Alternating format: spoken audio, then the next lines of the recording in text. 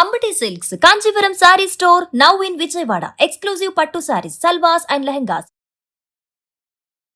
నమస్కారం. మీరు చూస్తుంది సుమన్ టీవీ. నేను మీ కీర్తి. నాతో పాటు ప్రముఖ ఆధ్యాత్మికవేత్త అనంతలక్ష్మి అమ్మగారు ఉన్నారు. నమస్తే అమ్మా. నమస్తే తల్లి. అమ్మా, నాకు ఈరోజు ఒక డౌట్ వచ్చింది. తల స్నానం చేసే పూజ చేయాలా? అంటే పూజ ప్రతిరోజు చేస్తాం కదా, మరి తల స్నానానికి కొన్ని రోజులే ఎందుకు పెట్టారు? ఫర్ ఎగ్జాంపుల్ ఇంకో విషయం కూడా ఇందులో, ఇప్పుడు సాయంకాలం గుడికి వెళ్దాం అనుకుంటాము, ఉదయాన్నే స్నానం అది చేసేస్తాము, మధ్యాహ్నం నిండుగా భోజనం చేస్తాం, బీట వెజ్ ఆర్ నాన్ వెజ్. అప్పుడు ఏంటి పరిస్థితి? గుడికి అసలు వెళ్ళకూడదు, అలాగా నిండుగా భోజనం చేసి వెజ్ అయినా నాన్ వెజ్ అయినా మళ్ళీ అప్పుడు తల స్నానం చేసి వెళ్ళాలా? అలాగా కమెంట్ బాక్స్లో రకరకాల ప్రశ్నలు వస్తున్నాయి, అవన్నీ సేకరించాను, మీ ముందు పెట్టాను ఈరోజు. అసలు తల స్నానానికి అభ్యంగన స్నానానికి ఉన్న తేడా తెలియాలమ్మా. అభ్యంగన స్నానం అంటే నూనె రాచుకుని తలకి కుంకుడుకాయో షీకాయో ఈ రోజుల్లో ఏదో షాంపూనో పెట్టుకు రుద్దుకుంటారు. ఇప్పుడు అంతగా నూనె పట్టించుకుని ఓపిక లేకపోతే కనీసం పెద్దవాళ్ళు ఉంటే అమ్మ కడుపు చల్లగా అత్త కడుపు చల్లగా అని చెప్పి ఒక చుక్క నూనె పెట్టించుకుంటారు, లేకపోతే ఎవరికి వాళ్ళైనా ఒక మాడు పట్టిన ఒక నూనె చుక్క పెట్టుకుని తర్వాత స్నానం చేస్తారు. లేకపోతే చేయకూడదమ్మా. అది చేస్తే ఒట్టినే తల మీద పోసుకుంటే అశుభానికి చేస్తాం ఆ పని. మనం దుర్వార్త విన్నాం అనుకో, ఉన్నవాళ్ళం ఉన్నట్టుగా సచేల స్నానం కట్టుబట్టలతో సహా స్నానం చేసేస్తాం. అంటే ఒకవేళ బట్టలతో చేయకపోయినా కనీసం స్నానం చేసి బట్టలన్నీ అక్కడ తడిపి అక్కడ పెట్టి మరీ స్నానం చేస్తాం, అంతే కదా. అంటే అది సెంటిమెంట్, దాని వెనకాల ఏమైనా ఉందా అమ్మా? ఉందమ్మా, లేనిది మన సెంటిమెంట్లు అన్నీ కూడా వెనకాల సైంటిఫిక్ రీజనింగ్ ఉన్నవే అన్నమాట. అలాగే కొన్ని ఇంట్లో పితృకార్యాలు చేస్తారు, తద్దినాలు అవి పెడతారు. అలా పెట్టేటప్పుడు ఏం చేస్తారు? తలస్నానమే చేస్తారు, తలంటి పోసుకోరు.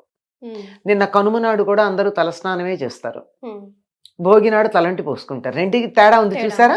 భోగినాడు పోసుకునేదే తలంటి, అభ్యంగన స్నానం. కనుమ నాడు చేసేటటువంటిది మామూలు తలస్నానం.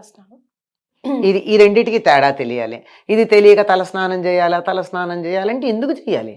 చెయ్యక్కర్లేదు, నిత్యం చెయ్యక్కర్లా. ఆడవాళ్ళు అసలు చేయక్కర్లా, మగవాళ్ళు చెయ్యాలి. ఇప్పుడు మీరు తలస్నానం చేసి పూజ చెయ్యాలని ఒక మాట అడిగారు. ఎవరు చెయ్యాలి పూజ? ఆడవాళ్ళ మగవాళ్ళ? మగవాళ్ళు. కానీ వాళ్ళు చేయరు కదా. అదే కదా, వాళ్ళు చెయ్యను కనుక ఏం చేస్తున్నారు? పిల్లలకు అలవాటు పోతుంది, ఇంట్లో దేవుడికి ఎవరో ఒకళ్ళు చేయడం అసలు మానేయటం కన్నా నయమే కదా, ఎవరో ఒకళ్ళు చేయడం అని చెప్పి ఆడవాళ్ళు చేస్తున్నారు. ఆడవాళ్ళు చేయడం తప్పేం లేదు, ఆడవాళ్ళు చేస్తే దాని ఫలితం ఎవరికి వస్తుంది? వాళ్ళకే వస్తుంది. మగవాళ్ళు చేస్తే కుటుంబం మొత్తానికి వస్తుంది. పాపం ఆడవాళ్ళు చేసింది మగవాళ్ళకి వెళ్ళదమ్మా.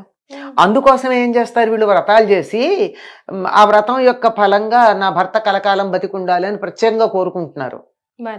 మరి ఒకళ్ళు అడిగారు, మరి మగవాళ్ళు ఎవరు ఆడవాళ్ళకి మేలు కలగాలని వ్రతాలు చేయరు అంటే, అసలు వాళ్ళు పూజ చేస్తే కుటుంబానికి అంతా వస్తుంది కదా, ప్రత్యేకం చేయడం దేనికి? ఆడవాళ్ళు వాళ్ళు చేస్తున్నారు కనుక అయ్యో నా భర్త చేసే పూజ వల్ల నాకేదో మేలు జరుగుతోంది అందరికీను, నేను నా భర్తగా ఏం చేయలేకపోతున్నానే అని తపన పడి వ్రతాలు చేసి ఐదో తనం కావాలని కోరుకుంటున్నారు. అంటే భర్త ఎక్కువ కాలం బతకాలని. అదమ్మా విషయం. ఈ లాజిక్ అర్థం కాక చాలా పూజల విషయంలో కూడా ఆడవాళ్ళు మగవాళ్ళు అని రకరకాల మాటలు మాట్లాడతాం మనం. కనుక మగవాళ్లే కనుక పూజ చేసేటైతే అసలు మగవాళ్ళు నిత్యం తలస్నానం చేయాలని చెప్పారు. అభ్యంగన స్నానం అప్పుడప్పుడు చేసినా నిత్యం తల మీద నీళ్లు పోసుకోవాలి మగవాళ్ళు. అట్లాంటప్పుడు అసలు తలస్నానం చేసి పూజ చేయాలా అన్న ప్రసక్తే లేదు, తప్పనిసరిగా స్నానం చేస్తారు. ఆడవాళ్లే చెయ్యాలంటే కూడా తలస్నానం చేసి పూజ చెయ్యాలన్న నియమం లేదమ్మా. ఒక్క ముత్తైదువులకి కంఠ స్నానం చాలు. అంటే భర్త బతికున్నటువంటి స్త్రీలు కంఠ స్నానం చేస్తే సరిపోతుంది. కంఠస్నానం అంటే మనం మామూలుగా చేసేది. అందులో భాగంగా మొహం కడుక్కోకుండా అయితే చెయ్యం గాని తల మీద పోసుకోవాల్సిన పని లేదు అని ఉద్దేశం. దానికి ప్రత్యేకంగా వాళ్ళు చేసేది మాత్రం అభ్యంగన స్నానం చేయాలి. తలకు నూనె రాచుకుని అప్పుడు తలంటూ స్నానం చేయాలి.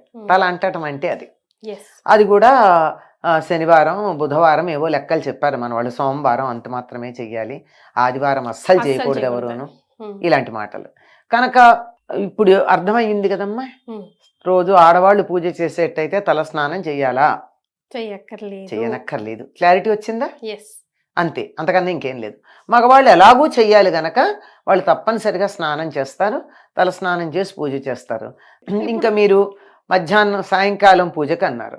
సాయంకాలం పూజకి గుడికి వెళ్ళినప్పుడు హాయిగా కడుపు నిండా భోజనం చేసి పెడితే వెళ్ళొచ్చమ్మా, అందులో అనుమానం ఏం లేదు. కానీ మాంసాహారం తింటే అని అడిగారే, ఆ అడగడంలోనే తెలుస్తోంది కదా డౌట్ ఉందని. డౌట్ ఉందా? డౌట్ లేకపోతే ఎందుకు అడుగుతారు? అంటే ఇప్పుడు అమ్మవారి ఆలయానికి పర్వాలేదు అక్కడ నడుస్తుంది అని వెళ్ళిపోతూ ఉంటారు కొంతమంది, తిని తాగి పోలమ్మ పోచమ్మ హ్యాపీగా. అమ్మవారి కదా, గ్రామ దేవతలకి నిజంగా ఆహార నియమం లేదు, కానీ వాళ్ళ దగ్గరికి తలస్నానం చాలా అవసరం. మీరు చూస్తారు కదా, గ్రామ దేవతల గుడికి వెళ్లే వాళ్ళంతా తలస్నానం చేసి పెడుతూ ఉంటారా లేదా? మాక్సిమం పెడతారు కదా, అదో పద్ధతి అనుకుంటారు. ఈ తిని తాగి అన్నది వాళ్ళ ఇష్టం అమ్మా, దానికి మనం చెప్పగలిగింది ఏం లేదు. వాళ్ళని మా ఇష్టం అని చేసేటటువంటి వాళ్ళకి సమాధానం లేదు. చేయొచ్చా చేయకూడదా అని అడిగిన వాళ్ళకి మాత్రమే సమాధానాలు ఉంటాయి. కానీ మా ఇష్టం వచ్చినట్టు చేస్తాను, చెయ్యొచ్చా అని అడిగితే మా ఇష్టం వచ్చినట్టు చేస్తామని నాకు చెయ్యొచ్చా ఎందుకు, నీ ఇష్టం వచ్చినట్టు చేసేసుకో. నువ్వు చేసే పనులకి మా ఆమోద ముద్ర అక్కర్లేదు. అది మంచి అయినా చెడైనా, మంచి చేసినా అక్కర్లేదు నువ్వు చేస్తున్నప్పుడు, చెడు చేసినా అంతకంటే అక్కర్లేదు. కానీ దేవాలయానికి వెళ్ళేటప్పుడు మాత్రం ఒకప్పుడు తప్పనిసరిగా పరగడుపున వెళ్ళమని చెప్పేవాళ్ళు. పరగడుపు అంటే తినకుండా వెళ్ళమని. కానీ ఇప్పుడు అది ఎవరు పాటిస్తున్నారు? ఏమన్నా అంటే మాకు మందులు ఉన్నాయండి, టాబ్లెట్లు వేసుకుంటున్నాం. నాకు ఆశ్చర్యకరమైన విషయం ఏమిటంటే థైరాయిడ్కి మందులు వేసుకుని మేము టాబ్లెట్ వేసుకున్నాం కనుక బ్రేక్ఫాస్ట్ చేయాలండి అని చెప్తున్నారు. థైరాయిడ్ పరగడుపున వేసుకోవాలి, దానికి తినాలని నియమం లేదు. కానీ వీళ్ళు తినడానికి థైరాయిడ్ టాబ్లెట్ వేసుకోవడం అన్నది వంకగా చెప్తూ ఉంటే అసలు ఇంత దొంగతనం ఎందుకు? ఆత్మవంచన దేనికి? నాకు టిఫిన్ తినాలనుంది తిన్నాను అని చెప్పు, అంతేగాని మందులు వేసుకుంటున్నాను కనుక తినాలని ఏం లేదు. బీపీ టాబ్లెట్లకు కూడా అక్కర్లేదు, కొంచెం తినాలి కదమ్మా, అక్కర్లేదమ్మా, కాఫీనో టీనో చాలు అంతే. మరీ ఎక్కువ వేసుకుంటే తప్ప ఒకటో రెండో వేసుకునే వాళ్ళకి ఏం పర్వాలా. బేసిక్ రూల్ మనకు చెప్పిన రూల్ అయితే పడిగడుపునే వెళ్ళాలి గుడికి పరగడుపున పెడతాం. లేదు సాయంకాలం వెళ్ళామనుకో, మధ్యాహ్నం భోజనం అయిపోయింది కదా, 5-6 గంటలు అయింది కదా భోజనం అయ్యాక, ఏం పర్వాలేదు. వీలైతే మామూలు స్నానం చెయ్యండి, అది మంచిది, బట్టలు మార్చుకుని పెడితే చాలు. అంతకన్నా పెద్ద నియమేమీ అక్కర్లేదు. అంతే. ఇక్కడ ఉంటుంది. అసలు మనం ఏమనుకుంటున్నాం, ఇప్పుడు నేను అడిగేటప్పుడు మీరు అన్నట్టు కొంచెం అమ్మ నాన్ వెజ్ తిని గుడికి, అక్కడే అర్థమైపోయింది కదా, అడగడంలోనే తెలుస్తోంది కదా. అది నాన్ వెజ్ అంటేనే సాత్విక ఆహారం కాదు. సాత్విక ఆహారం కాదన్నప్పుడు పూజలకి వాటికి పనికొస్తుందా? కానీ గ్రామ దేవతలకు ఇస్తాం గనక అంటే ఇస్తాం సరే. ఇప్పుడు నేను ఇంట్లో మామూలుగా కూడా పండు దేవుడికి నైవేద్యం పెడతా కదా అని చెప్పి స్నానం చేయకుండా పాచిబట్టలతో దేవుడికి పండు నైవేద్యం పెడతానా? పండే, కానీ స్నానం చేయకుండా పెట్టను కదా. మరి అట్లాంటప్పుడు అక్కడ నాన్ వెజిటేరియన్ తిని వెళ్ళడం అనేది అమ్మవారికి పెడతాం కదా మేము తింటాము అన్న దానికి ఎలా అన్వయం ఆలోచించండి. తాము చేసే పనిని సమర్థించుకోవడం కోసం రకరకాల లాజిక్స్ వస్తాయమ్మా. ఆ లాజిక్ పక్కన పెట్టి నేను చేసే పని సమర్థించుకోవటం లేదు, తప్ప ఒప్ప అని ఎవరికి వాళ్ళ మనసు ప్రశాంతంగా ఆలోచిస్తే వాళ్ళకే తెలుస్తుంది. ఎందుకు దొరకదు? ఇప్పుడు అడిగేటప్పుడే, ఇప్పుడు మామూలుగా నేను పప్పన్నం తిని గుడికి వెళ్ళొచ్చా అని ఎవరు ఎందుకు అడగరు? నాన్ వెజిటేరియన్ తిని వెళ్ళొచ్చా అని ఎందుకు అడుగుతున్నారు? అంటే అక్కడ ఏదో తప్పు అని తెలుస్తోంది. అందువల్ల నేను తప్పు చేస్తాను, నువ్వు ఆమోదించు, దీనివల్ల వచ్చే పాపం ఏదన్నా ఉంటే నీకు వస్తుంది, నేను హాయిగా పుణ్యం తీసుకుంటానని చెప్పేటటువంటి పద్ధతి. చాలా విషయాలు వీలైతే తినకుండా ఉండడం చాలా మంచిదమ్మా. అనుకోకుండా తినడం జరిగిపోయింది, అనుకోకుండా గుడికి వెళ్ళే అవకాశం దొరికింది, అలా ఉంటాయి కదా పరిస్థితులు. మరీ ప్రతిదాన్ని అలా స్ట్రిక్ట్ గా పట్టుకుని రూల్స్ యంత్రాలం కాదు కదా. అట్లాంటి సందర్భంలో స్నానం చేసి వెళ్ళాలి. వీలైతే తల స్నానం చేసి వెడితే తలస్నానం ఎందుకని చెప్పాలి? అక్కడ అభ్యంగన స్నానం అనలా, నేను తలస్నానం అన్నాను. మీరు గమనించాలి.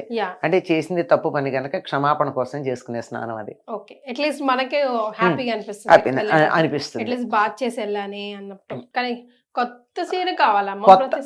ప్రతిసారి అక్కర్లేదమ్మా. మనం మామూలుగా ఉతికి ఆరేసుకున్న చీరతో మనం పూజ చేసుకోవడమో అన్ని చేస్తాం. పట్టు చీర కట్టుకున్నాం, పట్టు చీరతో గుడికి వెళ్ళాం, అనిపిస్తుంది కదా ఇంట్లో ఉన్న పాత చీర కాకుండా పట్టు చీర కట్టుకోవాలని. Yes. ఆ పట్టు చీర గుడికి వెళ్ళినా పూజ చేయాలన్నా దాంతో భోజనం చేయకుండా ఉన్నంత కాలం అది పనికొస్తుంది. Oh. ఒక్కసారి మీరు భోజనం చేశారంటే అది మళ్ళీ మనకి పూజకి పనికిరాదు. దీని వెనకాల లాజిక్ ఏముందమ్మా? తెలియదు కానీ భోజనం చేశామంటే ఒకటి ఆహారం తినడం అయిపోయింది కదా, అంచేత ఒక ఎంగిలి పూట పడ్డట్టు అన్నమాట. ఎంగిలి పడ్డట్టు అయిపోతుంది అంతే, అంతకన్నా ఇంకేం కాదు. నాట్ రియలీ ఫ్రెష్ కాబట్టి ఆ. మనం సాధారణంగా నాకు తెలిసి ఎవ్వరూ కూడా పట్టు చీరలు అవి కట్టుకుని కాలకృత్యాలకు వెళ్ళరు, ఉమ్, మార్చుకుని ఎడతారు. ఉమ్. అందువల్ల వాటికి దోషం లేదు. వాటితో కానీ కాలకృత్యాలకు వెడితే ఉతకందే పనికిరాదు. Oh, yes. అది కొత్త వాటి విషయంలో. కొత్త వాటి. పాతవైతే నేను నిన్న కట్టుకున్నాలే చాకలు తెచ్చింది మళ్ళీ ఇవాళ కట్టుకుంటానంటే కుదరదు. సో ఇలాంటి రూల్స్ కొన్ని పాటించి సింపుల్ అమ్మ, వాటి వెనకాల అంతే. హైజీన్తో పాటుగా క్యారీ అవుట్ అయ్యే నెగిటివిటీ, ఉమ్, ఈ రెండింటిని దూరం పెట్టడం అంతే, అంతకన్నా అంతే. వేరే. Yes. Thank you so much అమ్మా.